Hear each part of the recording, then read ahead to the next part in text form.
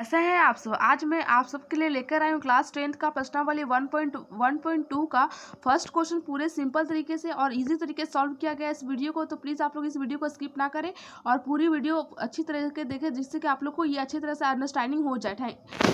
तो हम लोग का फर्स्ट क्वेश्चन कह रहा है कि निम्नलिखित संख्याओं को अभाज्य गुणनखंड के गुणनफल के रूप में व्यक्त कीजिए। ठीक है, तो हम लोगों के क्वेश्चन में कह रहा है कि अभाज्य गुणनखंड के रूप में व्यक्त करना है। तो अभाज्य गुणनखंड आप लोग बचपन से ही सीखते आ रहे, 5, 6, 7 क्लास से। मतलब गुणनफल के रूप में सिर्फ करना, ओनली फॉर गुणनफल, और मतलब गुणा का नहीं लिखना, डायरेक्टली गुणा का नहीं लिखना, बस गुणनफल के रूप में करके छोड़ देना है। तो उससे पहले हम लोग आइए विभाज्यता के नियम को पता लगाते हैं। विभाज्यता के नियम जो आप लोग पहले पढ़ चुके होंगे, फिर भी मैं आप लोगों को एक बार फिर से रिवीजन करा दे रही हूँ। ठीक है, तो चलिए स्टार्ट करते हैं। तो गाइस देखिए, ये आर.एस. अग्रवाल का है बुक। ठीक है, मैथ बुक, हिंदी वर्जन है इसका। ठीक है, तो पहले मैं आप लोगों को प्रश्नावली 1.2 करवाने से पहले मैं इसका कंसेप्ट क्लियर करा देना चाहती हूँ, ताकि आप लोगों को कोई प्रॉब्लम ना हो। ठीक है, तो पहले आप लोग इसका विभाज्यता का नियम सीख लीजिए। पहले दो से विभाज्यता का नियम होने क्या नियम है। यदि किसी संख्या की इकाई के स्थान पर 0, 2, 4, 6, 8 में से कोई भी हो अंक, तो वह संख्या 2 से पूर्णतः विभाजित होगी। ठीक है, यानी जिसका भी इकाई स्थान इसको कहते हैं इकाई, दहाई, सैकड़ा, हजार, 10,000। तो आप लोग बचपन से सीखते आ रहे होंगे। ठीक है, आप लोग को मम्मी सिखाते आ रही होगी, तो इसमें तो कोई प्रॉब्लम नहीं होनी चाहिए आप लोग को। ठीक है, तो जो इकाई के स्थान पर है ना, अगर वो 0, 2, 4, 6, 8 ये चारों पांचों अंक में से अगर कोई होगा, तो वो 2 से एकदम आंख बंद करके वो 2 से विभाज्य होगा। ठीक है, अगर नहीं होगा तो 2 से विभाज्य नहीं होगा। ठीक है, तो ये नियम आप लोग देख लीजिए, नहीं तो इसका स्क्रीनशॉट ले लीजिए। ठीक है, चलिए अब अगला जो है हम लोग का, वह है 3 से विभाज्यता का नियम। तो 3 से विभाज्यता का नियम है, यदि दी गई संख्या के सभी अंकों का योग 3 से पूर्णतः विभक्त हो जाए, तो वह 3 से पूर्णतः विभाज्य होगा। ठीक है, यानी कि 3 से योग मतलब जोड़ होता है। ठीक है, योग मतलब जोड़, अंतर मतलब घटा होता है। ये भी आप लोग बचपन से सीखते आ रहे हैं। तो ये जो है ना, इसका मतलब योग ले लीजिए, योग यानी कि जोड़ ले लीजिए। सबको जोड़ कर अगर वो 3 से भाग लग जाएगा, तो वो पूरी संख्या 3 से विभाज्य हो जाएगी। तो ये आप लोग का 3 से विभाज्य का नियम है। ठीक है, अब अगली जो है हम लोग का अगली जो है वह 9 से विभाज्यता का नियम है। तो 9 से विभाज्यता का नियम का क्या नियम है कि यदि किसी संख्या दी गई संख्या के सभी अंकों का योग 9 से पूर्णतः विभक्त होगा, तो वह संख्या 9 से पूर्णतः विभाज्य होगी। जो नियम इसमें अप्लाई हो रहा है 3 वाला में, वही नियम सेम टू सेम 9 वाला में अप्लाई हो रहा है। तो सबको जोड़कर अगर वो 9 से डिवाइड पूरी तरह से हो जा रही है, तो वह संख्या क्या होगी, पूरी की पूरी 9 से डिवाइड होगी। चलिए, तो हम लोग अगले की ओर बढ़ते हैं। तो अगला जो मेरा कह रहा है कि 5 से विभाज्यता का नियम। तो 5 से विभाज्यता का नियम क्या है कि यदि किसी दी गई संख्या का इकाई अंक 5 अथवा 0 हो, इकाई स्थान, इनको पता है इकाई स्थान 5 अथवा 0 हो, तो वह संख्या 5 से पूर्णतः विभाज्य होगी। यानी कि लास्ट या अंतिम पद या फिर इकाई के स्थान पर 0 या 5 हो। अगर 0, 5 का और कोई अंक हो तो वो 5 से विभाज्य नहीं होगा, पर 0, 5 होगा तो पक्का वो 5 से विभाज्य होगा ही होगा, 100% होगा। तो ये 5 के विभाज्यता का नियम था। अब हम 4 के विभाज्यता के नियम से चलते हैं। तो 4 से विभाज्यता का नियम है, कोई दी गई संख्या 4 से विभक्त हो तभी होगी जब उसके दहाई और इकाई अंक बनी संख्या 4 से पूर्ण, यानी कि आपको इसमें इकाई और दहाई ये दोनों है ना, ये दोनों संख्या आपको 4 से विभाजन, तभी आपको पूरी की पूरी संख्या 4 से विभाज्य हो जाएगी।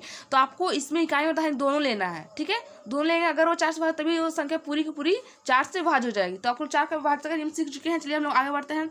आगे हम लोग का 8 से विभाज्यता का नियम। कोई दी गई संख्या 8 से विभाजित तभी होगी जब उसके सैकड़े, दहाई अथवा इकाई अंकों के बनी संख्या 8 से पूर्णतः विभाज्य होगी। इनकी इसमें हमको 3 अंक लेना है, इकाई, दहाई, सैकड़ा। अगर ये तीनों अंक मेरा 8 से विभाज्य है, तो ये पूरी की पूरी संख्या क्या हो जाएगी, 8 से मेरा विभाज्य होगी। चलिए हम लोग आगे बढ़ते हैं। आगे है मेरा 11 का नियम। 11 दी गई संख्या 11 से तभी विभक्त होगी जबकि इकाई से बाईं ओर चलने पर सम स्थानों के अंकों का योग और विषम स्थानों का अंकों का योग का अंतर 0 हो, तो वह 11 से पूर्णतः विभाजित हो जाएगी। तो देखिए, सम स्थानों का अंकों का योग लिए, फिर से विषम स्थानों का अंकों का योग लिए, दोनों का अंतर मेरा कितना है, 10 आया। तो जो कि 11 से विभक्त नहीं होगा। पर देखिए यहाँ पर इधर विषम स्थानों का अंकों का योग लिए, इधर सम स्थानों का अंकों का योग लिए, और दोनों का अंतर मेरा डिफरेंस कितना 0 आ रहा है, यानी कि ये संख्या 11 से डिवाइड होगी।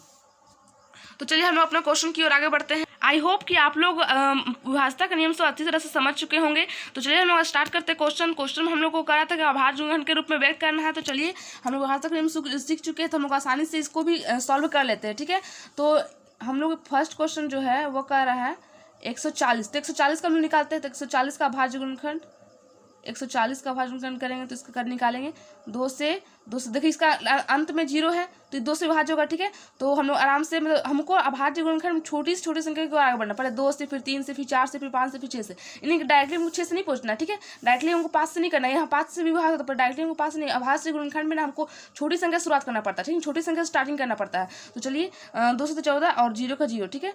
फिर से ये भी 2 से डिवाइड होगा तो 2 दिया 6 और 2 पच्चे 10, फिर से ये होगा 7 से 7 बच्चे 35, ठीक है।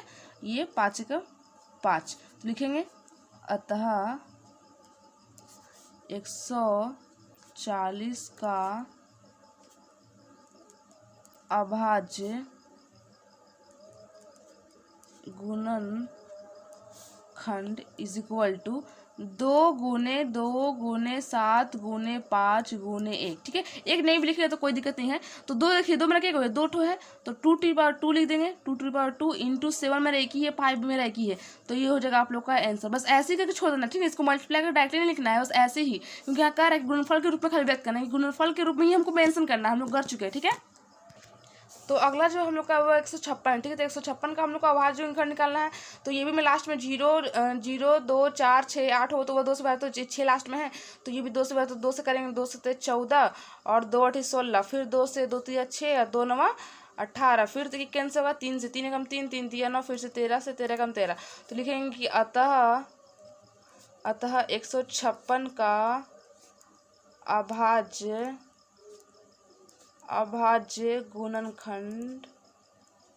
गुणनखंड बस जैसे वैसे लिख देना। 2 गुने 2 गुने 3 गुने 13 गुने 1, तो मेरा 2 के 2 है इंटू 13 इंटू 3, ये तो आप लोग का हो जाएगा आंसर। बस इसको छोड़ देना, ठीक है। आगे इसको गुना कर नहीं लिखना है, ठीक है।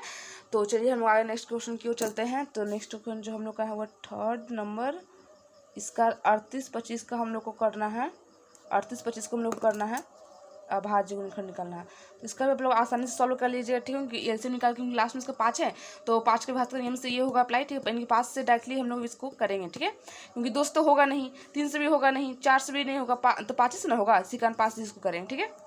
हम सॉरी दोस्तों, जो था वो 3 से भाग था, ठीक है। 3 से जोड़ना, क्योंकि जोड़ने पर मेरा 8 5 13 13 और 2 15 15 और 3 18, तो 18 में जोड़ने पर 18 आ रहा है योग, इसका अंकों का जोड़ने पर 18 आ रहा है, तो 18 में 3 से भाग, यानी कि पूरी संख्या 3 से भाग होगी, इसी कारण 3 से भाग, क्योंकि छोटा अभाज्य गुणनखंड में हम लोग छोटा शुरू करते हैं, ठीक है। तो 3 से करेंगे, फिर 3 से भाग होगा, फिर 5 से, फिर लास्ट में 17 से, ठीक है। 17 फिर इसका अभाज्य गुणनखंड के रूप में लिख दिए, फिर इसको भी आप अवश्य कर लीजिएगा। ये 5 से भाग होगा, फिर लास्ट में ऐसे करके अभाज्य गुणनखंड के रूप में लिख दिए। फिर इसको भी हम लोग ऐसे किया, 17 से फिर 19 से, फिर 23 से, ठीक है। तो फिर इसका व्यवहार गुणनखंड के रूप में लिख दिया, ठीक है। तो प्लीज़ मेरे भाईवा, प्लीज़ मेरी बहनियाँ, प्लीज़ हम लोग का चैनल को सब्सक्राइब, लाइक, शेयर, सब्सक्राइब जरूर कीजिए। आप लोग इस वीडियो बनाने में बहुत मेहनत लगती है, और thank you so much watching for this video.